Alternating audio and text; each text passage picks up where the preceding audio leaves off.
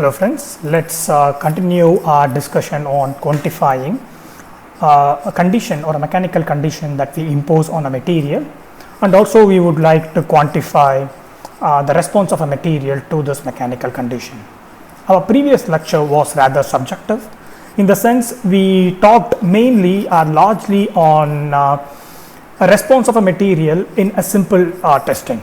Our focus was to understand the load at which the material failed, and also to understand the deformation, or to put it mildly, the change in the length the material exhibited before it failed.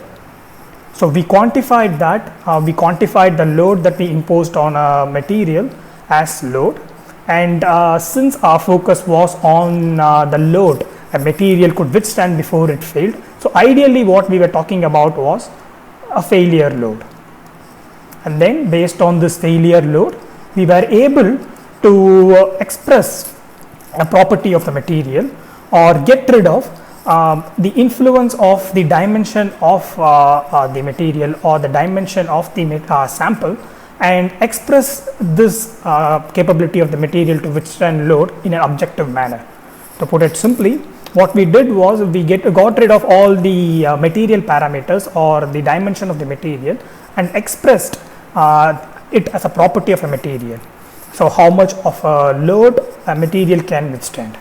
So this we expressed in terms of stress, and since we were talking about the failure loading or amount of a load that material could withstand before it failed, ultimately what we ended up with was failure stress. So this failure stress is independent of the dimension of your sample or the material, and the expression for this failure stress was written as the load the material could withstand before it failed, that is P fail, and it is the at the denominator what we would have is the cross section area of the material, and let me denote this by A naught, which means the original cross section area or the cross section area of the material before the mechanical conditions were imposed. Now, so the failure stress of a material, which is a material property, the amount of stress that a material could withstand before it failed, is expressed as the ratio of amount of load a material could withstand with respect to that of the initial cross sectional area.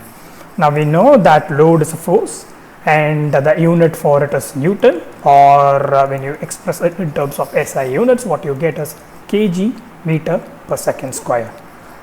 Therefore, this is the unit of load, and when you use this unit and you want to find the unit for the failure stress, it is expressed as Newton per meter square or kg per meter per second square. So to put it, or these units have a simple single terminology, or we have a single unit to represent this, and it is called Pascal, PA. So we have quantified now the ability of a material to withstand a mechanical condition before it failed. We have quantified it independent of the dimension of the material, and that we call as failure stress. Now in the similar manner, we understood the change in the dimensions while the mechanical condition is imposed after the material has failed. So that we refer to as failure strain. If you could recollect, what we did was we took the failed sample, brought it up together, and saw the difference in the dimensions of the sample. So if the original dimension was L naught, the new dimension we could refer to it as L fail. So this is the dimension after the material has failed, and we saw the difference in the new dimension after the material has failed with respect to that of the original dimension, and we took the ratio of it along with the original dimension. So since this is just a difference, we have the unit meter, and since the denominator also is length, and it has the similar or identical unit, so ultimately this is dimensionless. So these are what we saw in the previous lecture. So these are the ways we were able to quantify the behavior and also the loading condition we imposed on the material. And this, like I let me reiterate what these are. These are a particular stress and strain and loading condition. These are confined to failure loading, failure stress and failure strain. I ended the previous lecture with the statement that similar to this, there are other characteristic stresses and strain when you observe the behavior of the material. So when you impose a mechanical condition and when you observe the behavior of the material in response to that condition, in addition to this failure stresses and strain, there are other characteristic stresses and strain or loading conditions that you could observe when you observe the behavior of a material in response to the mechanical condition. So let us try to understand what these characteristic stresses and strains are. In order to do that, let us plot the load and the deformation graph. So in the x-axis, what you would have is the deformation. So this is dl, which is nothing but the change in the length exhibited by a material in response to the mechanical condition to its original length. And here in the y-axis, we have our load. Please note that this is not failure load, this is not stress, this is just load, the force or the mechanical condition that we impose on a material, and this is the change exhibited by the material along its length. Now you might wonder, now that we have introduced a new way of quantifying the mechanical condition, which is independent of the specimen size, that is stress. We have a new way of quantifying it independent of the specimen size. Then why would one have to go back to this loading condition or just load? Why not have a strain curve or a stress curve? Now one of the reasons for that is, as if you could recollect, when we were discussing about history of material testing, we saw that in order to be more precise, particularly when the specimens are or when the material is involved in a very critical application like building of bridges, people wanted to study how the not the specimen or not the sample but whole of the component that the material is made up, how this component behaved under the loading condition. If you could recollect this, we studied in the context of a bridge accident. So people wanted to be very sure that how this particular component which I will be using in my application, how it would respond to a mechanical condition. So in order to do that, they imposed the mechanical condition not on a sample that is made up of this material, but the whole component that you will be using in an application. So they studied the response to this component on the mechanical condition. So when you want to quantify behavior of a material, when you want to quantify the mechanical condition that you impose on a material or the component, the overall component that you will be using in an application, then the best way for you to do that is to have a load and an elongation curve. When you want to do understand the behavior of a sample and then you want to extrapolate it, the best curve that you can then have is a stress and a strain curve.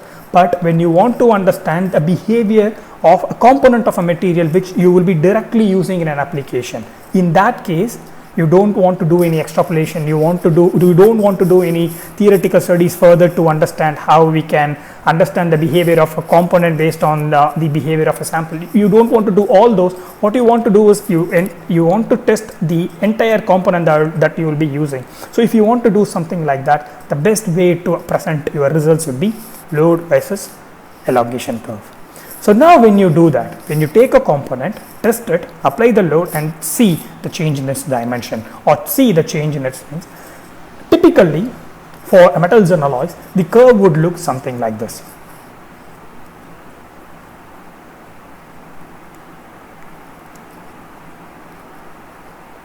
Yeah, so your curve would look something like this. So it would have, forget about all the aspect, forget about the load, forget about the deformation, just consider this curve here. So what you can ideally see is you could easily differentiate or split this curve into three regions. So one region you can split here, and then other region you can split here. So not thinking about load, not thinking about strain, just by thinking or just by looking into this curve, you can have three regions. The first region you can demarcate here, the second region would be here, and the third region would be here. Now, what is the characteristic property of the first region? The characteristic property of the first region, you could say that the curve in this region is rather straight. The response of the material when we plot it in this region is rather straight. That means the two x and the y axis, the factors that we represent in the x and the y axis are rather proportional to each other or linearly proportional to each other. That means in this region 1, the factors that we represent in the x and y axis are linearly proportional, meaning load is proportional to the deformation or elongation. I will write it as this. So the load is proportional to the change in length. So this is linearly proportional in this region 1. This is the characteristic feature of the region 1. And in region 2, even though there is an increase in the elongation with the increase in loading, what you see is that it is not linear in nature. It is rather non-linear. So, but what you can ideally observe is there is an increase in the elongation with the increase in load. So, the linearity is lost in the second region, but there is an increase and a continuous increase as well. So, you can technically or mathematically refer to it as monotonic increase. So, there is a monotonic increase in strain with the increase in loading in the region 2. Now, let us consider the third region. Similar to the region 2, it is not linear, but it is not increasing, rather decreasing, and it is continuously decreasing. That means you can refer to that third region as monotonic decrease. So, without considering anything, without considering load or the elongation, without considering the material property, just by this graph, by just numerically analyzing the graph, you could classify the whole curve into three different regions. The first region is a linear region wherein the parameters in the x and y coordinate, they vary linearly, and that characterizes a region 1. In the region 2, there is an increase, there is a proportional increase, but it is not linear. So, we refer to it as, since it is continuously increasing, we refer to it as monotonic increase, and in the third region there is a monotonic decrease. Now, the end point of this curve, now let us get back, let us include all the conditions that we have attributed the x and y axis to. So, that means when you talk about load and elongation, here this region, this point here is the failure point, and in the previous lecture this is what we were focusing all along. So, this graph is, or this plot is nothing but the how do we arrive at this plot is by increasing the loading condition, or just we want to see how the elongation increases with the increase in loading, and we plot that for metals and alloys, you end up with this curve. And in this curve we see there are three regions: a linear region, monotonic increase region, and a monotonic decrease region. This linear region, so let me redraw this plot a little bigger. So, you have your load here and you have your elongation here. So, you have your linear region, and then you have your curved increase, and then your decrease region. So, these are your three regions. Forgive me, this might look linear, but actually it is not, it is a curved decrease. So, we have your three regions. So, this region 1 from here to here, which is characterized by a linear relationship between load and your elongation, this region is referred to as elastic region.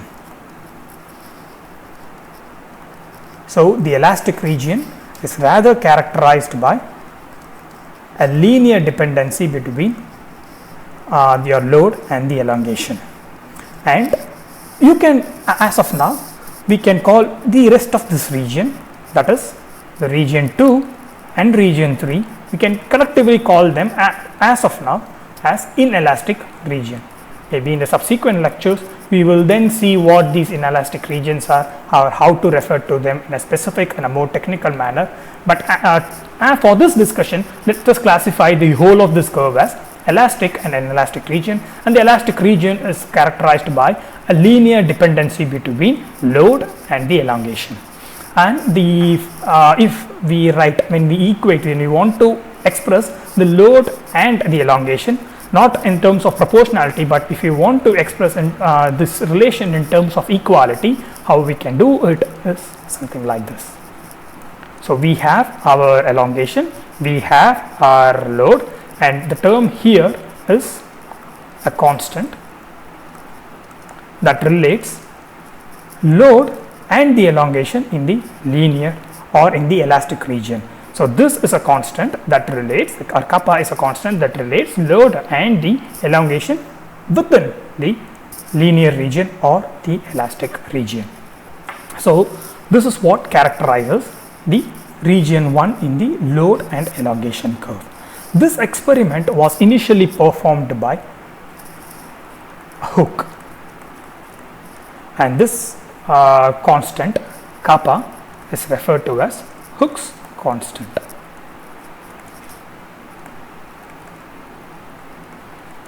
He gave us the wonderful phrase. Supposing if you want to learn some Latin phrases with respect to the understanding the mechanical behavior of materials, like if you have seen some movies, someone would be having some discussion, suddenly someone would pop up with a Latin phrase or sometimes a Greek phrase just to sound smart. If you want to sound smart, maybe you could like learn this phrase. He gave us this phrase, ut tensio sic vis, as the extension, so the force. Ut tensio sic vis. This was a phrase that he used to describe this elastic behavior of particularly metals and alloys. So the elastic region or the region 1 we talked about, he expressed that region 1 in this term, ut tensio sic vis, as the extension, so the force, meaning the amount of extension or amount of elongation that you see is directly proportional to or linearly proportional to the force, and therefore any material that would exhibit such a dependency in a particular range. So supposing you are again plotting the elongation and the load curve, and you are plotting it, and there are certain material that would exhibit such a linear dependency in certain limits, these materials were called as Hookean materials. So the Hookean materials, they show when you deform it or when you impose a mechanical condition to these materials, what they would exhibit is at least to certain degree of deformation. To certain degree of deformation, let's just say dl elast, to certain degree of deformation, what they would exhibit is a linear relation between the load and the elongation. So now, since we have referred to this as the elastic region, now we have a characteristic loading. In addition to the failure loading, we have now characteristic loading. So P elast, or the loading elastic, the loading in the elastic region, and D also strain in the elastic region. Now, one of the way one can be sure that we are in the elastic region is, in addition to this linear plot here, in addition to giving or exhibiting a linear plot, what happens is that if you unload, what happens is the deformation, whatever you have seen in the material, the elongation, whatever you have seen in the material, gets back and turns to 0. So what I mean by that is, if you have a sample and when you load it within the elastic limits, that means it will increase its length, and this increase in the length is what we refer to as dl elast. And now when you remove that loading condition, what would happen is the material would then go back to its original length L0. There will not be any permanent deformation. So when the material does not exhibit a permanent deformation, that is one of the ways to know that we have loaded the material within its elastic limits. And within its elastic limits, when we want to study a Hookean material, or rather a metal or alloy, you know that in this region the deformation and the load that we imposed are proportional to one another, and in this region this proportionality or this linear proportionality is related through a constant which we call as Hookean's constant, and this is also referred to as this constant, Hooke's constant, is also referred to as stiffness. So this relation is valid only in the region 1 or the elastic region, and the proportionality constant that relates your elongation with the load is referred to as Hooke's constant or stiffness. Now one can express the same thing, or one can rewrite the same relation, that is the relation characterizing the elastic region, in terms of stresses and strains. Now we can of course get rid of the influence of the sample dimensions and rewrite the same expression. In order to do that, what we would be doing is taking the ratio of the load and the initial cross section of the specimen, thereby rendering us with the stress. And then we would take the ratio of the change in dimension to the original dimension L0, that means L minus L0 by dl. So that would give us our strain. So now these are nothing but the normalization of load and the elongation. These two are nothing but normalization of the load and elongation when you replot this mechanical condition and the response of a material in terms of stress and strain. The linearity between the factors in the y and the x axis remains the same, and you get a similar linear region.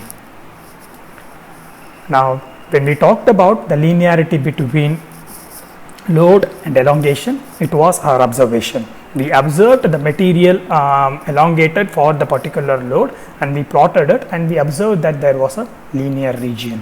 Now based on that, when we replotted like in terms of stress and strain, what we are doing is we are dividing each of the factors in the x and the y axis by a constant, the constant that denotes the original dimension of the specimen. So when we all that we are doing is we are taking, or we are normalizing the previous load with a constant and the previous change in the dimension or the elongation with the constant. The behavior or the trend in the plot is not going to change. So therefore ultimately what we end up with, within the elastic region, the trend, the linear trend, it is recreated in the stress strain plot. So the linear trend in the elastic region which we observed in the load elongation plot is recreated also in the stress strain plot, simply because all we are doing is normalizing the load with the cross section and also normalizing the change in length with the initial length. So pardon me, this here it should be L0. So this is all what we are doing. So the elastic region is still characterized by a linear curve, and here again you have your proportionality, and now the constant of proportionality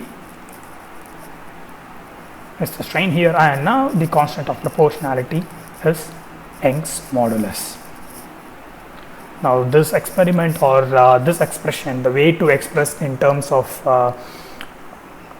stress and strain was rather promulgated by Young, and we call this particular constant as Young's modulus. The constant that relates, particularly in the elastic region, that relates the stress and strain is referred to as Young's modulus. Now we have Young's modulus and we have stiffness, which does the same thing when you consider the component as a whole, not the specimen. Now it would be interesting to understand what these difference between these are, or at least what is the difference between these units of these constant. Now the stress we have already understood. The stress is nothing but load per unit area. That would mean that we have Newton per meter square. And strain we already know, or you can easily deduce, is nothing but change in the dimension or the length of the specimen with respect to its original length. So that would mean that strain is dimensionless and stress is Newton per meter square. So then the dimension or the unit for Young's modulus is nothing but, so Young's modulus, which can be expressed as stress by strain, and since strain is dimensionless, the unit for the Young's modulus is Newton per meter square or Pascal. Now similarly, or if you want to understand the unit for stiffness, you could easily do that by taking by bringing the change in the dimension to the denominator, and load is nothing but Newton, and you have your change in length here, which is length, it is expressed in meters, so Newton per meter. So even though the stiffness here and the Young's modulus, so Hooke's constant and the Young's constant or Young's modulus, even though they both are confined to the elastic region and they both relate two entities that vary linearly because of the considerations that we take. Since in the Young's modulus case we consider stresses and strains, since in the stiffness case we consider load and elongation, their unit correspondingly vary. This is something that is important for us to understand, that the relation, or even though we see a straight line in the elastic regime of both load and elongation curve and also stress and strain curve, it does not mean that the slopes of this elastic region is the same in the load and elongation curve when you compare that with the stress and strain curve. The difference in the slope is because the difference in the Young's modulus and the stiffness factor or Hooke's constant. So I hope you are able to understand that. Now all we have been doing so far, particularly when we started with our discussion on carrying out a simple loading test, the whole discussion was focused on rather tensile loading. If you could recollect, the discussion began with applying a load to a material till it failed. So what we have here is we were able to ensure that this sample is held at one end, and we were increasing the load at the other end. So what it ultimately means that is our discussion so far has been focused on tensile loading condition. Now let us for a while think about compression loading. Now when we do compression loading, what we are ultimately doing is we are reversing the loading condition. Now when we talk about the tensile loading, or rather the compression loading, the way you would express your strain, the way you would express your the response of a material to compression loading is remains the same. That is, you would be expressing it as dl by L naught, which is nothing but the length after the loading condition is imposed to that of the original length, and you take this change in length and you divide it by, or you normalize it with respect to its original length. So this has been the expression for strain, and we can also calculate the strain or the response of a material to the compression loading in the similar manner. But unfortunately, what varies when you change the loading condition is that the L here during tension is always greater than the original length. The length, the change or the new length after you impose a tensile loading, the new length is always greater than the original length. That would mean that the strain in case of tension is always positive. Now when we reverse the loading condition, when we now introduce a compression loading, that would mean the new length L after you have imposed the condition is less than the original length L naught. That would mean that in the case of compression loading, what we ultimately would end up having is a negative, or in case of compression loading, what would the strain would then be negative, or it will be less than 0. So ultimately, when you adapt this expression for strain in here, in case of tensile loading, this would give a positive value, but in case of a compression loading, this would give a negative value. Okay, this is fairly understandable. What impact does it have? Be it negative. So if we leave it as it is, we can say, okay, when it is negative strain, we understand that it's compression loading. When it is positive, we understand that it is tensile loading. So what other complications could it make, or what other differences could it make?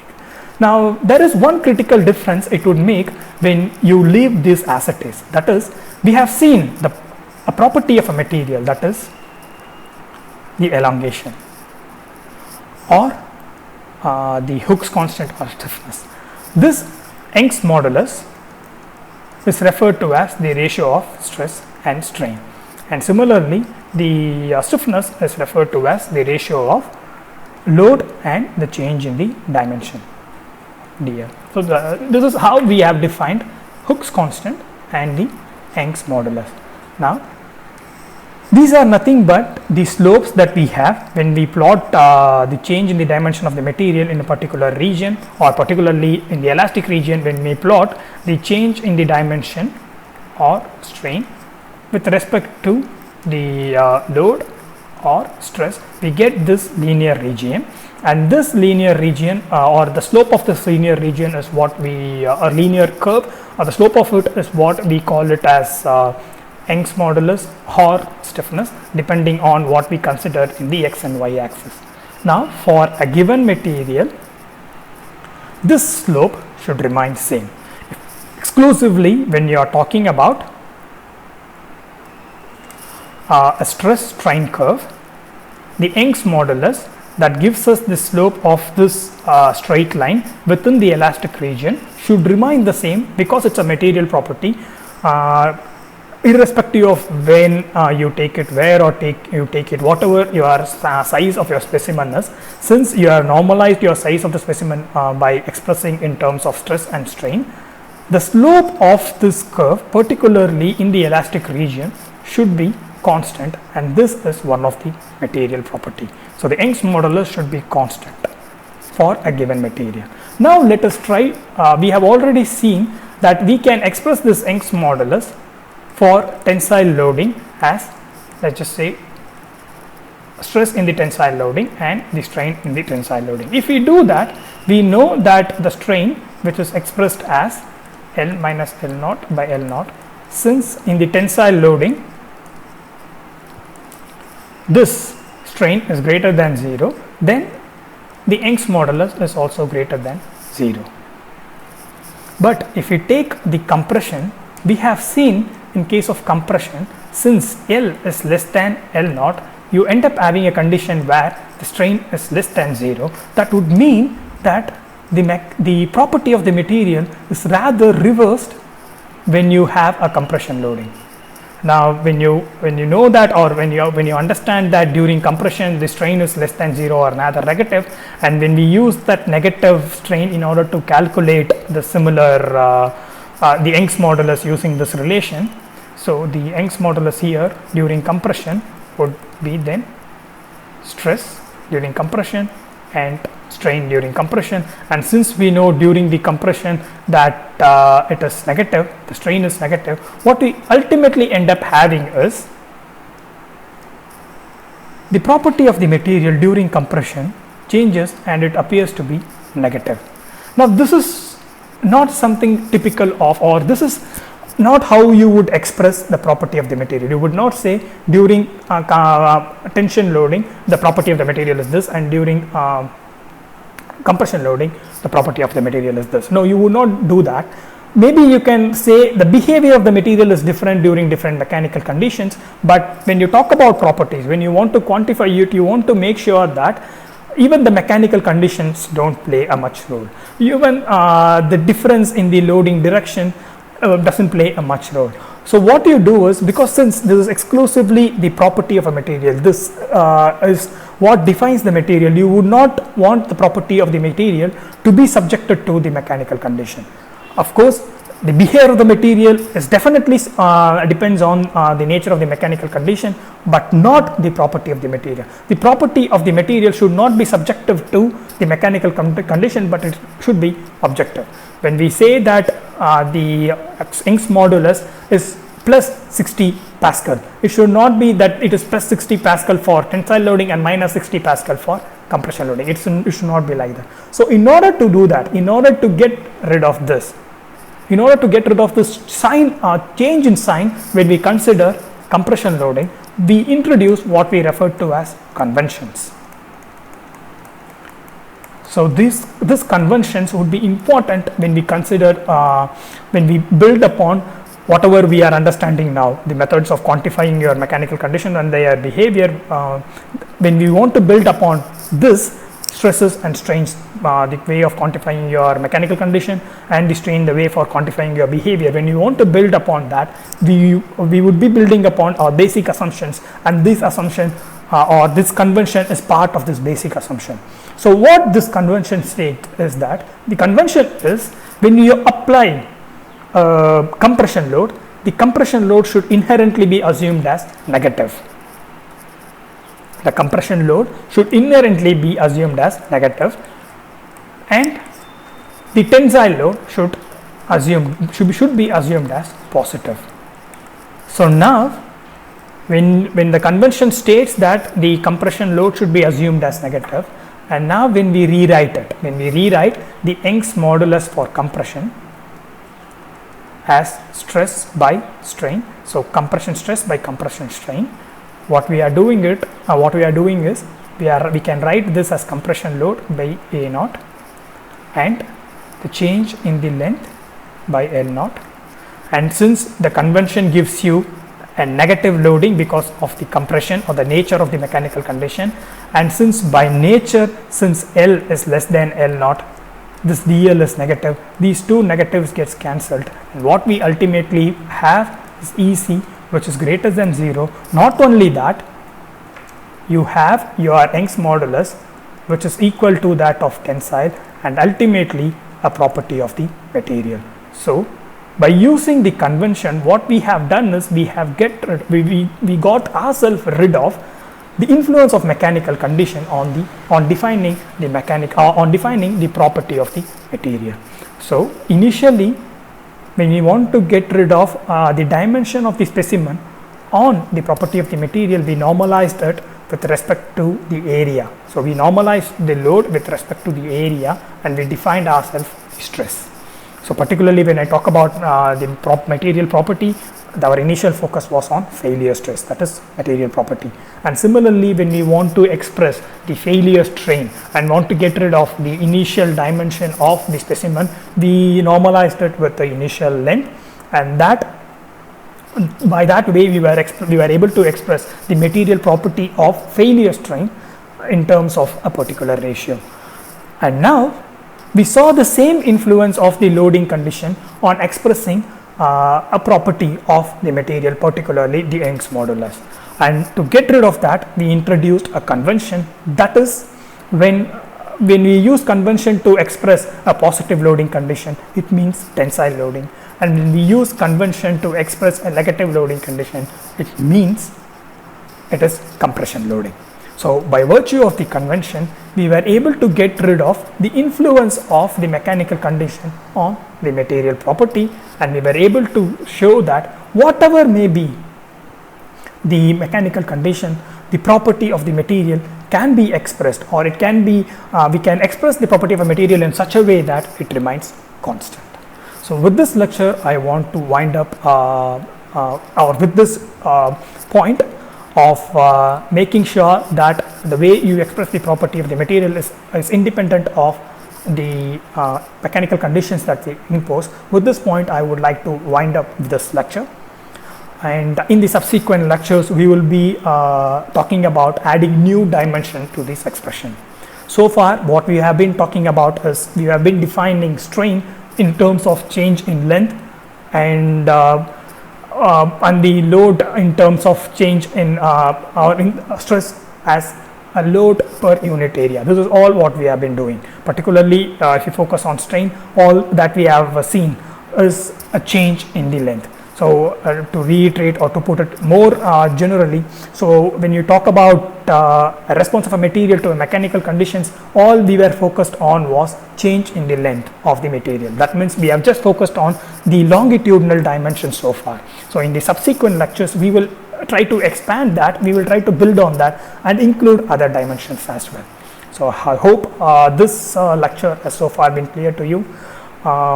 We will see ourselves in the next lecture wherein we will try to build upon this and try to add more dimensions. So thank you. We will see ourselves in the next lecture. Goodbye.